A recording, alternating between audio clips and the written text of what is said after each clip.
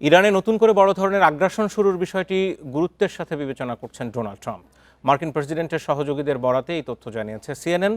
এদিকে যুদ্ধ বন্ধে ইরানের 14 দফা প্রস্তাব মেনে নেওয়া ছাড়া যুক্তরাষ্ট্রের আর কোনো বিকল্প নেই বলে মন্তব্য করেছেন ইরানি স্পিকার মোহাম্মদ গালিবাফ। যুদ্ধ শেষ করার আলোচনায় ইরানের অগ্রগতিতে হতাশ হয়ে পড়ছেন প্রেসিডেন্ট ডোনাল্ড ট্রাম্প। এছাড়া হরমুজ প্রণালী বন্ধ থাকা এবং ইরানের নেতৃত্বের মধ্যে বিভাজনে অধৈর্য হয়ে পড়ছেন তিনি। এ অবস্থায় মার্কিন প্রেসিডেন্ট ইরানে বড় ধরনের আগ্রাসন পুনরায় শুরুর বিষয়টি গুরুত্বের সাথে বিবেচনা করছে বলে জানিয়েছেন তার সহযোগীরা। মার্কিন প্রতিরক্ষা দপ্তরের কয়েকজন কর্মকর্তাও আক্রমণাত্মক পন্থা অবলম্বনের পক্ষে যুক্তি দিয়েছেন বলে জানান তারা।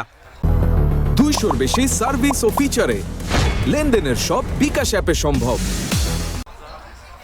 এর আগে ইরানের পারমাণবিক কর্মসূচিতে বাধা দিয়ে যুক্তরাষ্ট্র বিশ্ববাসীর উপকার করছে বলে জানান ট্রাম্প। ইরানের কাছে পারমাণবিক অস্ত্র থাকার কোনো সম্ভাবনা নেই, আর যদি থাকতো তাহলে মধ্যপ্রাচ্য ধ্বংস হয়ে যেত, ইসরায়েল ধ্বংস হয়ে যেত এবং সম্ভবত তারা ইউরোপেও আঘাত হানত। আমরা বিশ্ববাসীর উপকার করছি।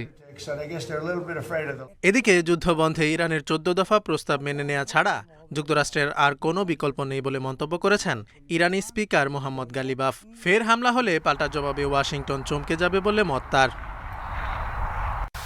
বটবাহিনী এবং ভুয়া সোশ্যাল মিডিয়া অ্যাকাউন্ট ব্যবহার করে যুক্তরাষ্ট্র ও ইসরায়েলের মধ্যকার সম্পর্ক দুর্বল করার চেষ্টা করছে পাকিস্তান, এমন অভিযোগ এনেছেন ইসরায়েলের প্রধানমন্ত্রী। দ্য ওয়াল স্ট্রিট জার্নালের প্রতিবেদন বলছে, জ্বালানি অবকাঠামোতে হামলার প্রতিক্রিয়ায় ইরানের অভ্যন্তরে বিভিন্ন লক্ষ্যবস্তুতে গোপনে বিমান হামলা চালিয়েছে আরব আমিরাত। মধ্যপ্রাচ্যে অস্থিতিশীলতা তৈরির অভিযোগে 7 ইরানি ব্যক্তি ও 4টি সংস্থার ওপর নতুন নিষেধাজ্ঞা আরোপের ঘোষণা দিয়েছে Australia. Zobayer Hossain, Independent news.